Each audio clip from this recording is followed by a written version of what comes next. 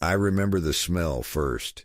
Antiseptic and cigarette smoke, and something underneath both of them that I might have called relief if I'd been the kind of man who let himself feel things like that in hospital corridors at 3 a.m. Her hand was small in mine, cold still, but warming. Her breathing was shallow, but it was there.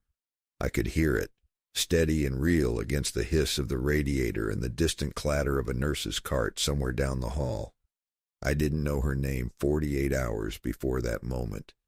I didn't know her face.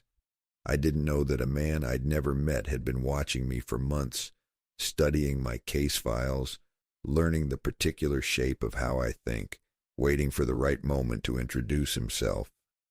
He chose her to get to me. He chose me because he was bored, and I was, apparently, interesting. I should have let someone else answer that phone. I should have, but I never could. The phone rang at 6:15 on a Tuesday morning in November. Pryor was already at my desk when I got to the bullpen, which told me it was bad. Pryor didn't arrive early for anything short of catastrophic. Clara Voss, 32 years old, schoolteacher, Wicker Park, reported missing by her sister 48 hours prior. Uniform response had sat on it. Single woman, no signs of struggle, figured she'd surface. Then they found the note.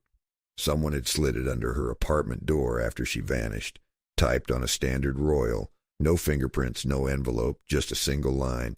72 hours, Mahoney. Let's see what you've got. My name, not the department's name, mine. Pryor watched me read it twice. I could feel my hands wanting to start their nonsense, so I set the paper down flat on the desk and pressed my palms against it. 48 hours already gone, 24 remaining. I put on my coat and didn't say anything because there wasn't anything useful to say. Clara Voss kept a tidy apartment. That was the first thing I noticed, and the first thing that was wrong. Too tidy.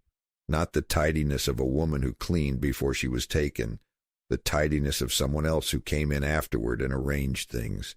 He'd wiped the surfaces, straightened the furniture, adjusted the angle of a framed photograph on the mantel with the kind of attention to detail that made my neck go cold. 3 things he'd left deliberately.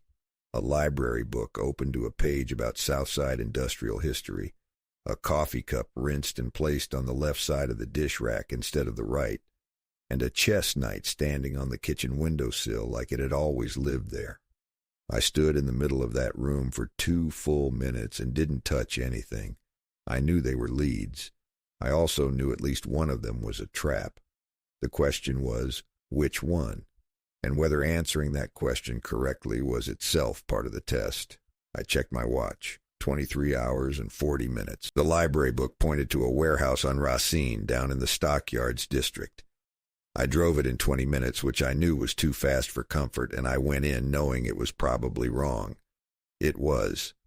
The building was empty, swept clean, not abandoned empty, but deliberately cleared empty, the kind of vacant that costs effort. But on the floor near the east loading door, weighted down by a single iron bolt, was an envelope. My name typed on the front. Inside, 1 sheet. Warmer. You're faster than I expected. Most men waste the first hour rereading the note.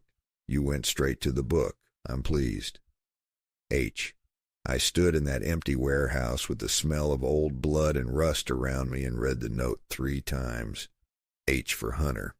I understood that immediately, the way you understand certain things about certain people before you know them. My hands were steady. That surprised me. He'd chosen me for a reason, and now he was pleased with me, and somehow that was the most frightening sentence I'd read all year. The neighbor across the hall from Clara Voss was a retired postal worker named Eugenia Marsh, 70 years old, sharp as a new blade, and angry in the specific way that people get angry when they feel they should have done something sooner.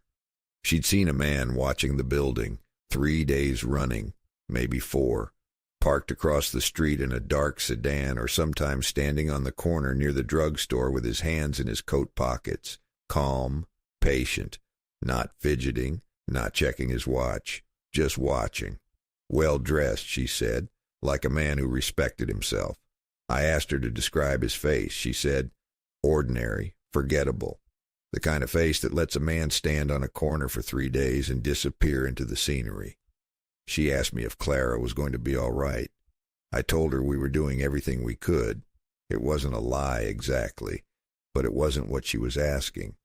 I sat in my car afterward and understood. He'd been selecting her for weeks. Clara Voss hadn't been taken impulsively.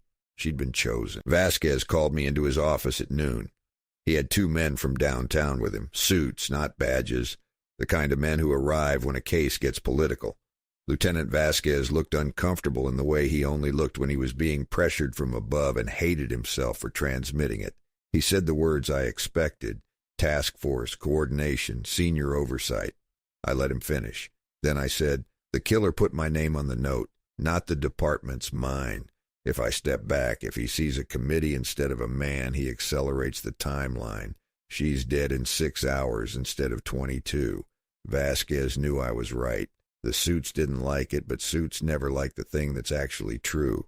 Vasquez looked at them, then back at me. He said, "You have until midnight. Whatever resources you need. Don't embarrass this department." I didn't tell him I was already afraid I was going to do exactly that. I put on my coat and walked out before anyone could change their mind. The second clue, the coffee cup placed on the wrong side of the rack, pointed to Union Station. It took me until the drive over to work out why. The left side placement, the way she always kept it on the right, it was an inversion, a reversal. Union Station had lockers running along the east concourse, numbered from the right. I started from the left, locker 44. The combination was Clara's apartment number reversed. Inside, a photograph and a chess piece. The photograph stopped my breathing for a moment. Clara Voss, alive, seated at a table, holding a copy of that morning's Tribune open to the date. Her eyes were wide and exhausted and terrified, but she was conscious. She was present. She was alive. 21 hours remained. The chess piece was a white queen, carved from ivory, heavier than it looked. I turned it over in my fingers and felt something I didn't want to name. He was showing me what he had. He was showing me what I stood to lose. The queen sat in my coat pocket for the rest of the night, and I was aware of its weight every single minute. I called in a favor with a man named Dr. Frederick Oster, criminal psychologist, University of Chicago, consulted occasionally for the department when Vasquez could stomach the expense. He met me in his office, looked at the photograph, looked at the notes, turned the white queen over in his hands with the careful attention of a man who understood objects as language. His assessment was delivered without drama, which made it worse. Highly organized, premeditative, significant intelligence. The game structure wasn't metaphor, it was literal. It was how he thought, how he structured relationships and encounters. He'd been doing this for years, Oster said, not months, years. And then the thing that changed the room: he wants to be caught, but conditionally, only by someone he respects. If the opponent proves unworthy, the game ends differently. I asked him what differently meant. Oster set the queen down on his desk carefully, like he was placing it on a board. He said, "It means Clara Voss becomes evidence instead of a witness." I looked at the clock on his wall. 19 hours. Oster's assessment sent me back to files I should have pulled hours earlier. Missing persons, Cook County, 1945 through present. I looked for the pattern. Women, 30s, reported missing, recovered. The shape emerged slowly and then all at once, the way patterns do when you've been staring at the wrong edge of them. 6 women over 4 years, reported missing. Each recovered within 72 to 74 hours. Each physically unharmed. Each with no memory of the location of their captivity. No charges filed because no one could explain what crime had technically been committed. 5 walked out of it intact. The 6th, a woman named Ruth Halliday, 41 years old, a heart condition her family hadn't known about, died of cardiac arrest on hour 68. He hadn't known. I was certain of that. He would have checked. Something had slipped through. And then a delivery record from a florist on Clark Street, dated 3 days after Ruth Halliday's funeral. Anonymous, a full arrangement of white lilies. He'd sent flowers. He felt something about her death. I held that thought carefully. It was the only human thing I had. The chestnut from Clara's windowsill had been nagging at me since the apartment. I'd bagged it and kept it, and somewhere around 2 in the afternoon, sitting in my car outside the records building, I really looked at it for the first time. Custom work. The carving on the base was a maker's mark. I'd seen similar on antique pieces in a shop window on Michigan Avenue years back, when Eleanor and I still walked that stretch on Sunday mornings. I drove to Michigan Avenue. The shop was called Kellerman's. Chess supplies, game sets, some antiques. The owner, a thin man named Albrecht, recognized the piece immediately. Said it was from a private commission he'd done in 1946. 12 sets, 12 buyers, all special order, all documented because the ivory import paperwork required it. He had the ledger, he had the names. I watched him open the book and run his finger down the column and stop. He looked up at me with the expression people get when they realize they've been part of something they didn't understand. The name was there, and I knew before I wrote it down that it was exactly what Crane wanted me to find. The address in the ledger was a building on Dearborn, 4th floor, apartment 12. I went up the stairs with my hand near my coat, but not inside it, because I already knew the apartment would be empty.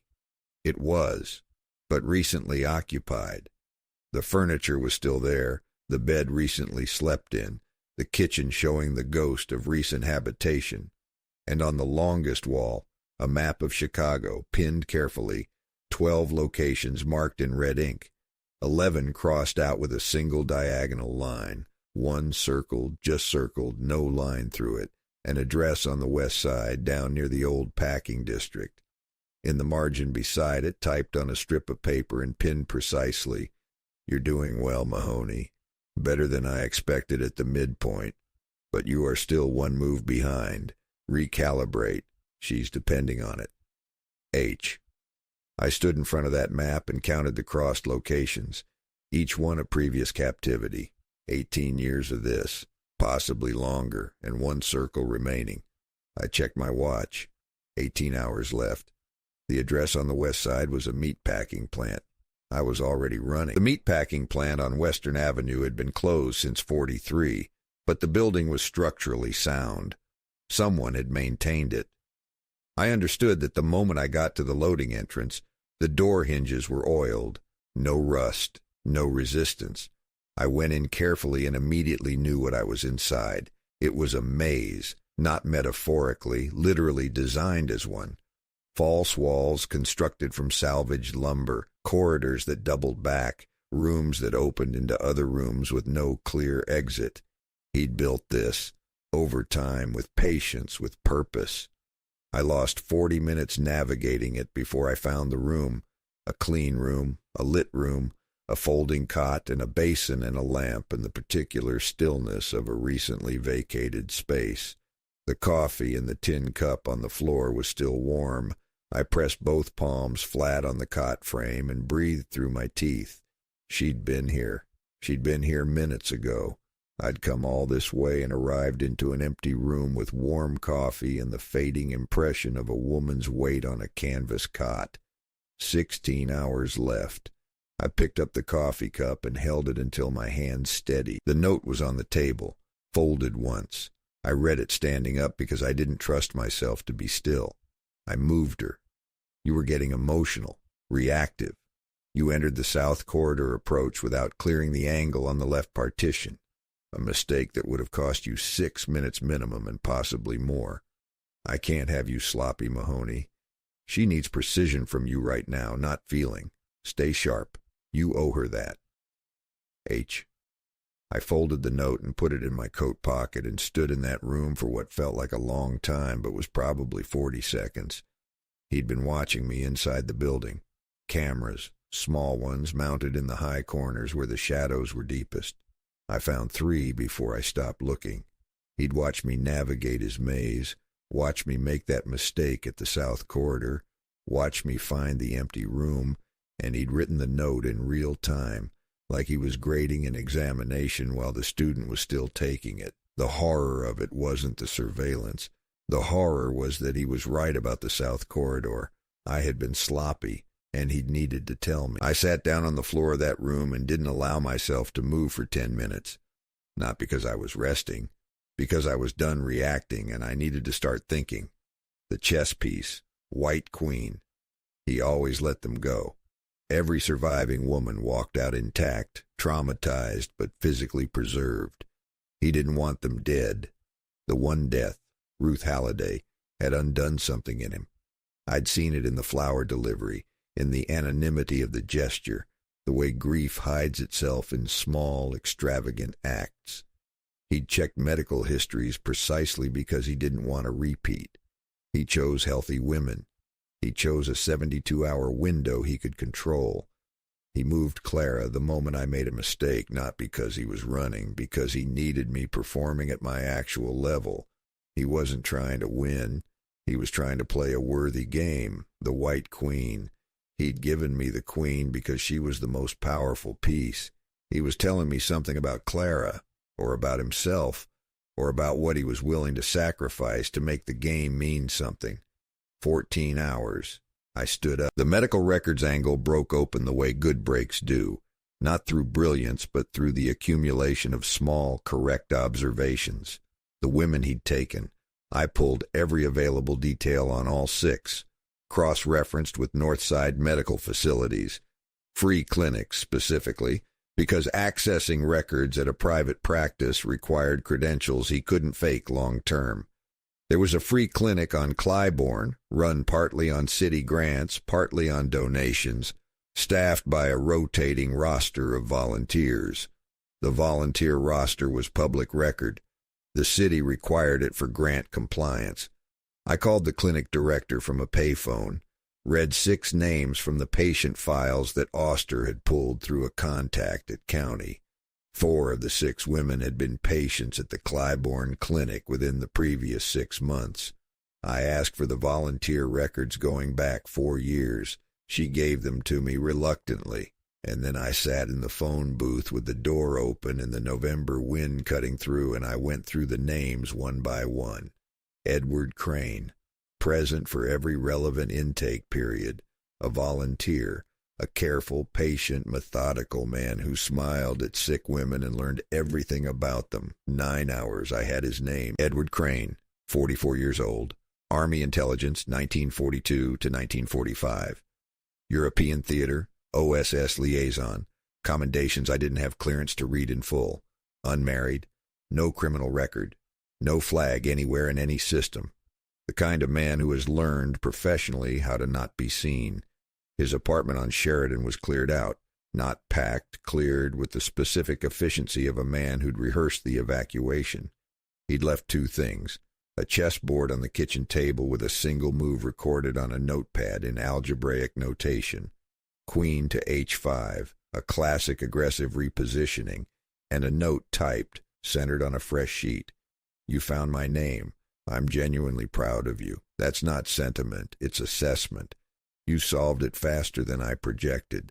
Now use it properly. Think like me, not after me. She is running out of time, and you are still reacting to my moves instead of anticipating them. Stop following, start thinking. H. I read it twice and understood what he was telling me. Stop chasing the trail he'd laid. Start thinking about where he would go. Army intelligence, patience, control, a fortress. Somewhere he could watch all approaches. I went back to his file and looked for property. Military records took 40 minutes I didn't have, and a call to a contact at the VA office who owed me a favor from a case in 46. Crane's property holdings were sparse. He'd lived carefully, moved often, owned nothing in the city.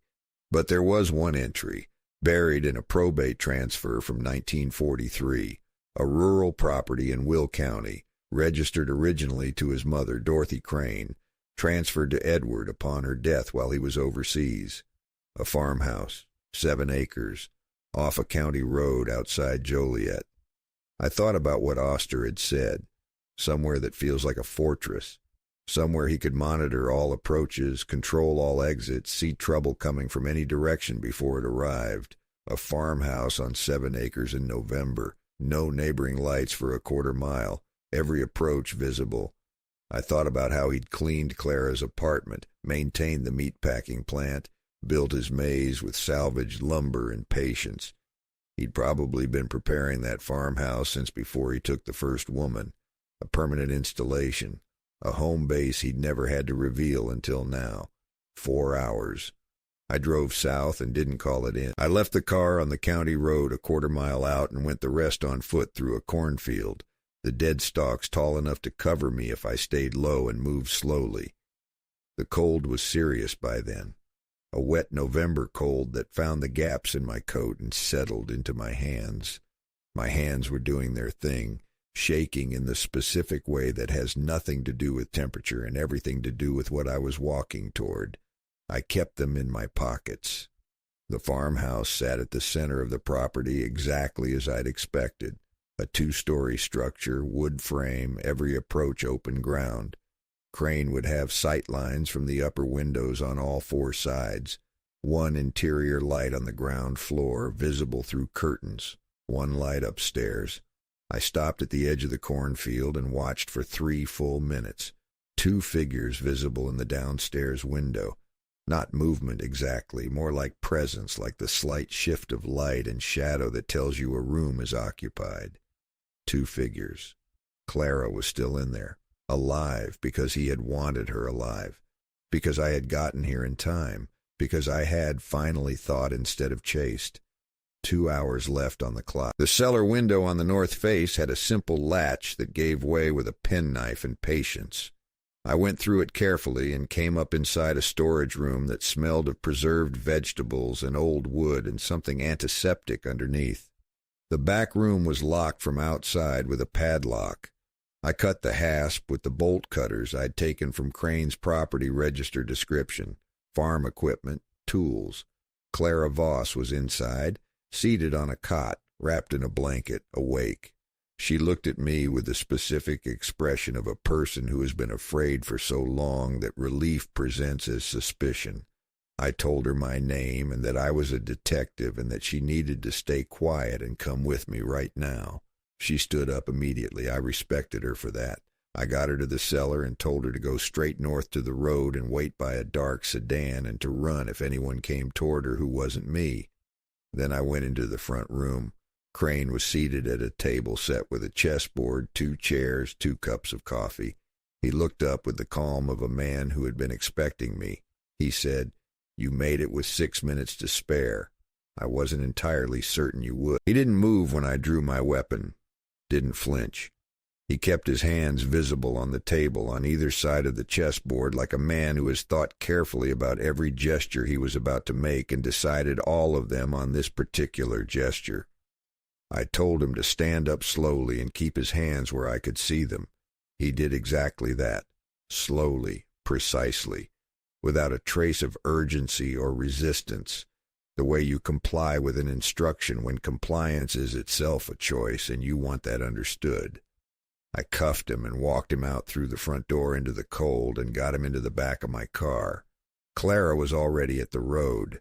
I flagged down the first vehicle I saw, a farm truck, a farmer's wife going to an early market, and had her call an ambulance from the county road phone.